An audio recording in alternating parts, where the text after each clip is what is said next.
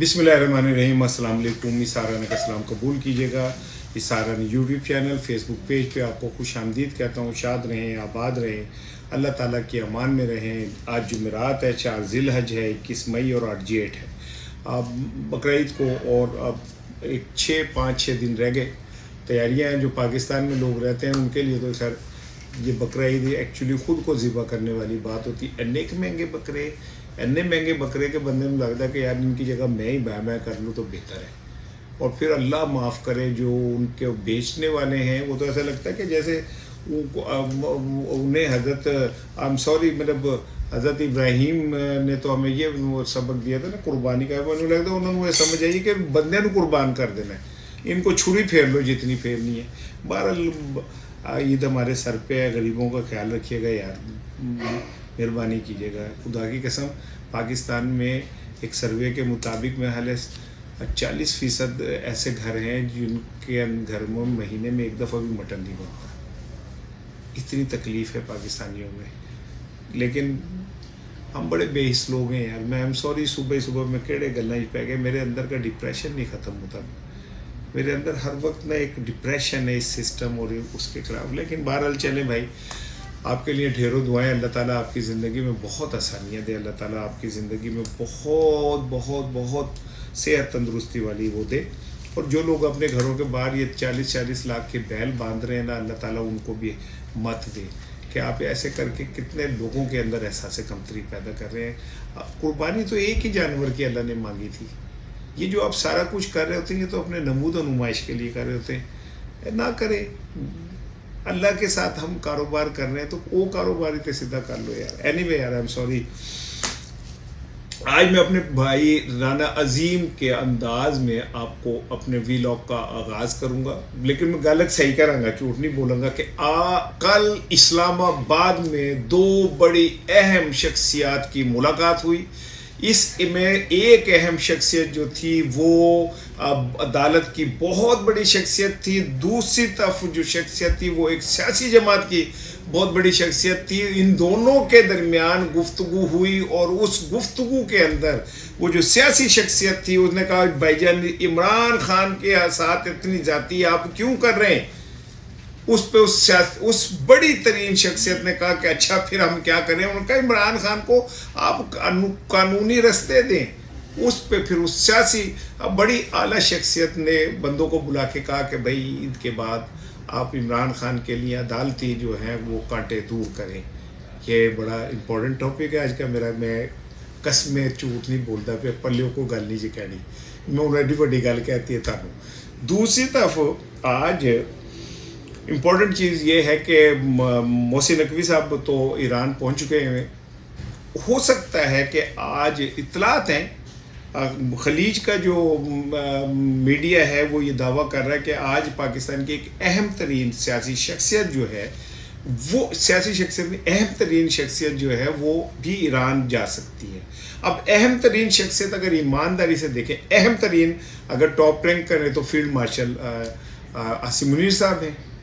तो माइट भी पॉसिबल कि ये कहा जा रहा है कि ईरान और अमेरिका के दरमियान जो मुसवदा है वो तकरीबन फाइनल होने के करीब है और अब उसके अंदर जो नोक पलक रह गई है उसे ठीक करना है। मोहसिन नकवी का इस हफ्ते में ये दूसरा दौरा है। अब मैंने कल ही आपको बता दिया था कि हमारे वज़ीर ख़ारजा साहब जो है वो लंबी छुट्टियों पे चले गए। बच्चों को स्कूल की गर्मी की छुट्टियाँ उन्होंने छुट्टियाँ हो गई हैं। वो घर तो नहीं चले गए, पता नहीं कहाँ चले गए, क्रिप्टो करेंसी वगैरह के अंदर भी बिजी होंगे। वो कारोबारी आदमी है।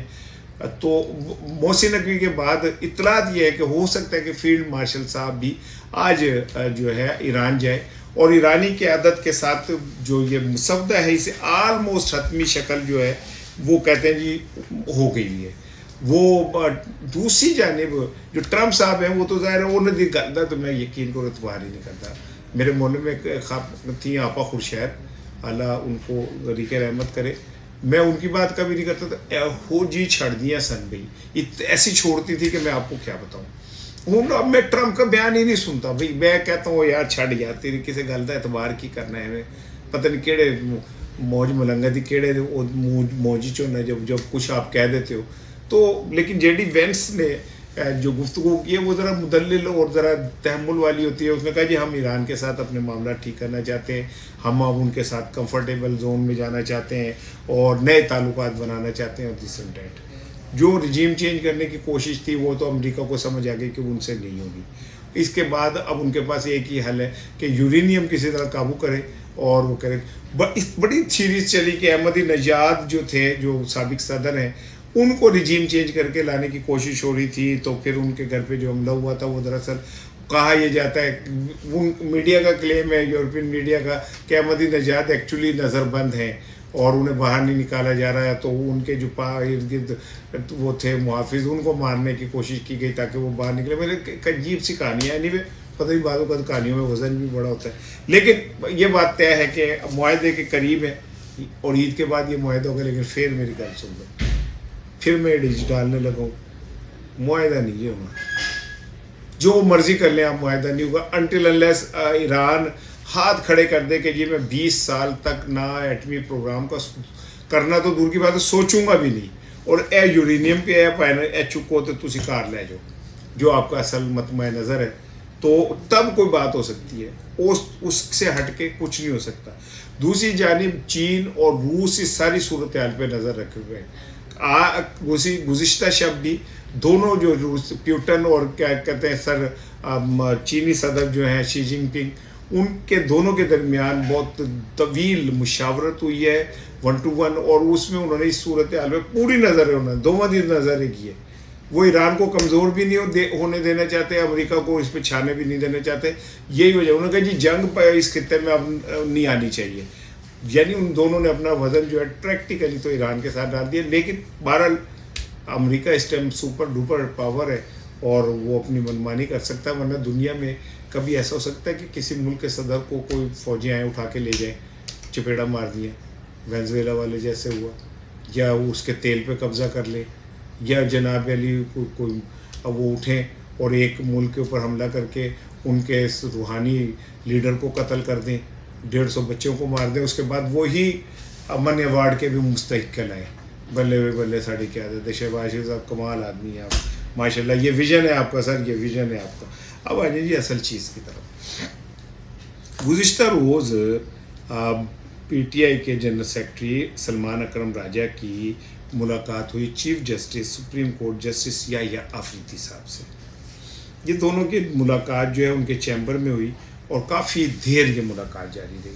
اس ملاقات میں سلمان اکرم راجہ صاحب نے چیف جسٹس صاحب کی خدمت میں عرض کیا کہ حضور والا, ہم یہ نہیں کہہ رہے کہ عمران خان کو out of the way accommodate کریں, ہم یہ کہہ رہے ہیں کہ جو ان کے کیس پینڈنگ ہے بھائی وہ کیس ہی سن لیں. اس میں کبھی یہ ہوتا ہے کہ جی ہم تیاری کر کے پہنچتے ہیں تو پتہ چلتا ہے کہ جی حکومتی وکیل نہیں آئے ہوئے, اگلے ہفتے وہ آتے ہیں تو پتہ چلتا ہے کہ کوئی جج صاحب کو کام پڑ گیا, وہ ختم ہوتے ہیں دونوں آتے ہیں تو پتہ چلتا ہے کہ جی لائن آرڈر کی صورتحال کی وجہ سے آج کیس نہیں سنا جائے گا. اور یہ کرتے کرتے کئی مہینے گزر جاتے ہیں.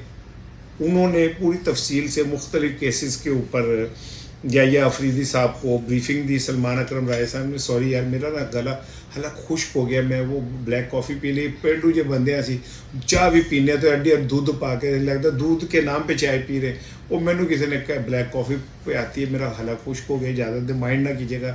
اچھا, اس پہ یحییٰ آفریدی صاحب نے اس ملاقات میں ان سے تمام کیسز کی تفصیل مانگی. تو اس میں سلمان اکرم راجہ صاحب جو تھے وہ تیار ہوئی کر کے گئے ہوئے تھے. انہوں نے ایک کیس کی بتایا کہ دیکھیں جی یہ کیس ہم نے فائل کیا, یہ کیس فائل کیا, یہ کیس فائل کیا, یہاں تک کہ ہمارے وکیل عمران خان تک ایکسیس, تو ملاقات تو دور کی بات ہے, جو وکالت ناموں پہ دستخط کرانے ہوتے ہیں وہ بھی نہیں ہمیں موقع مل رہا. اس کے اوپر یہ کہا جاتا ہے کہ جناب علی چیف جسٹس یحییٰ آفریدی صاحب نے جو مجھ تک اطلاعات پہنچی ہیں, انہوں نے متعلقہ افسروں کو بلایا اور بلا کے ان سے پوچھا کہ بھئی ان کیسز کی کیا صورتحال ہے, جس پہ انہوں نے بتایا کہ یہ کیس یوں ہے, یہ یوں ہے, یہ یوں ہے. تو یحییٰ آفریدی صاحب نے یہ بات سلمان اکرم راجہ صاحب بھی کہتے ہیں, تسلیم کر رہے ہیں, اور ان کے منہ سے کئی بھی بات میں آپ سے کہہ رہا ہوں کہ یحییٰ چیف جسٹس صاحب نے ان عدالتی افسروں کو کہا کہ بھئی دیکھیں عید کے بعد یہ کیسز جو ہیں प्रायोरिटी पे तो नहीं मेरा ख्याल है उन्होंने कहा, लेकिन उन्होंने कहा कि इन केसेस को जो जो नेचुरली जिस तरह चलते हैं उस तरह इन्हें चलाएं, इनकी समाअत करवाएं। और सलमान अकरम राय साहब ने जो ये तासुर उनको दिया कि सर हमारे साथ जालमाना सलूक हो रहा है और हमारे साथ तासुब बढ़ता जा रहा है और अदालतें जो हैं वो काम नहीं कर रही है और ना हमें इंसाफ दे रही हैं। तो जस्टिस याहिया अफरीदी साहब ज़ाहिर है चीफ जस्टिस हैं, कस्टोडियन है, तो उन्होंने इस मौके पे उन्हें बुला के कह दिया उन इधर तक तो बात भाई सुन लें। उन्होंने कह दिया, उन्होंने ब्रीफ कर दिया, उन्होंने सारा कर दिया। आगे से क्या होना है, माजी में क्या हुआ और क्या चीफ जस्टिस साहब को नहीं पता कि ये सब कुछ हो रहा है, वो चीफ है। तो मिसाल के तौर पे मैं एक अखबार रोज़नामा पाकिस्तान का एडिटर हूँ।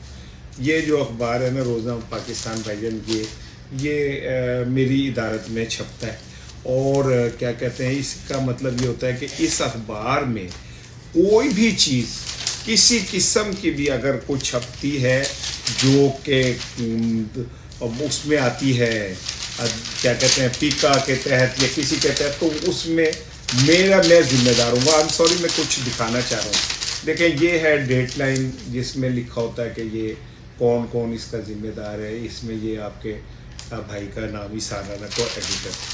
तो ये कैसे मुमकिन है कि अदालतों में कुछ हो रहा हो तो ना पता हो।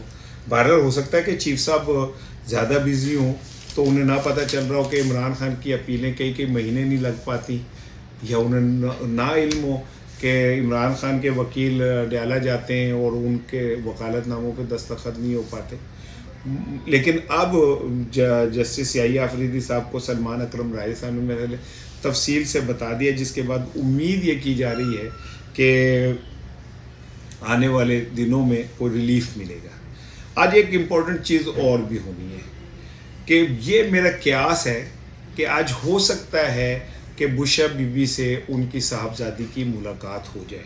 वैसे तो इस्लामाबाद हाई कोर्ट ने जो मुझ तक इतलात आई हैं उन्होंने इस अपील को रिजेक्ट कर दिया है, जिसमें दरख्वास्त की गई थी कि जी मैं अपनी वालदा से मिलना चाहती हूँ। लेकिन मुझे कहीं ऐसा लगता है कि माइट बी पॉसिबल, क्योंकि जब मंगल को अडयाला में जो कुछ भी हुआ तो सोर्सेज ये कहते हैं कि बैरिस्टर गोहर एक्चुअली मोहसिन नकवी साहब का मैसेज लेके आए थे कि जनाब आप लोग ना धरना ना दें, कंटिन्यू ना करें, आप यहाँ से अपना प्रोटेस्ट जैसे करा के चले जाएं। तो जुम्मे रात को पहले हम बुशरा बीबी की मुलाकात करवा देंगे उनकी साहबजादी से, फिर आगे जाके कुछ और भी देखते हैं। वैसे इमरान खान और बुशरा बीबी की भी मुलाकात करा दी गई है, दोनों मिले हैं, एक दूसरे से हालचाल पूछा। वैसे सीन सोचे तो सही यार, क्या बड़े लोग हैं कि इस जेल की सख्तियों में जब खान साहब मिलते होंगे अपनी अहलिया से तो उनके दरमियान वो भी बीमार, उनकी भी आँख का इशू, उनकी भी आँख का इशू, तो क्या जुमले आपस में बोलते होंगे। और आफरीन है वो इमरान खान की अहलिया के ऊपर के, वो ये नहीं कहती कि आपकी वजह से मेरी भी ज़िंदगी तबाह हो गई। वो अपने गिले शिकवे में नहीं करती। वो चाहती तो जब वो बाहर निकली थी पिछली दफ़ा तो वो ना सियासत में पढ़ती तो आराम से बनी गाला रह सकती थी, लेकिन उनकी बहरहाल मुलाकात हुई। तो आज मुझे लगता है कि हो सकता है कि आज मुलाकात जो है वो करा दी जाए और कोई बात थोड़ी सी जो है आगे बढ़े, कुछ इस तरह का हो सकता है। 3 चीज़ें मैंने जो आपसे क्या कहते हैं आज करनी थी, उनमें एक तो है कि PP83 ये खुशाब का बनता है, वहाँ इंतखाबात थे तो मुस्लिम लीग नून के जो उम्मीदवार थे ज़फ़र अब्बास साहब, उनके एक चमत्कार हुआ और जमहूरियत का सर फ़ख्र से बुलंद हो गया। और जमहूरियत ने, मैं समझता हूँ कि बाकायदा नाची होगी खुशी से कि जमहूरियत इतनी अजीम जमहूरियत। और मैं उस DC साहब को भी चाहता हूँ कि इस बार उन्हें अगली दफ़ा उन्हें हिलाल इम्तियाज़ मिलना चाहिए। सबको मिल रहा तो उन्हें भी मिलना चाहिए। हुआ ये है कि जनाब ज़फ़र अब्बास साहब मुस्लिम लीग नून के जो कैंडिडेट थे उनके मुकाबले में जितने भी कैंडिडेट थे सबको नाअहल करार दे दिया गया। उनको बड़ो पांडे सारे तुसी मेरा जो क्या कहते हैं मेरा प्यार है, ठीक है ना, वे सब तो सोने है वे मनमोने हैं। मेरे ज़फ़र अब्बास साहब अकेले بلا مقابلہ. اس سے پہلے عطا تارڑ صاحب کے بھائی بھی بلا مقابلہ منتخب ہوتے ہیں. یہ دیکھیں جمہوریت کی خوبصورتی چیک کریں آپ, جسے ہم جمہوریت کہہ رہے ہیں نا, سر پہ اپنے ناچ رہے ہیں ہم رکھ کے جمہوریت کو. اندازہ کر لیں کہ اس جمہوریت میں ایک کینڈیڈیٹ ایسا نہیں تھا جو ظفر عباس صاحب کا مقابلہ کر سکتا. اب تیسری بات کی طرف آ جائیں. ہم مسلم لیگ نون کی ایک ایم پی اے ہے آمنہ شیخ صاحبہ, کہتے ہیں کہ وہ باہر سے پڑھ کے آئی ہیں, LLB بھی کی ہے. ان کی ایک پوسٹ چل رہی ہے جس میں وہ کہتی ہیں کہ جناب عمران خان کو یہ جو کہا جاتا ہے کہ آکسفورڈ سے پڑھا ہوا ہے, آکسفورڈ سے نہیں پڑھا, انہوں نے تو بس گریجویشن کی ہے. میں نے دوسری دفعہ پڑھا کہ وہ اگر وہاں سے پڑھا نہیں تو گریجویشن کیسے ہو گئی.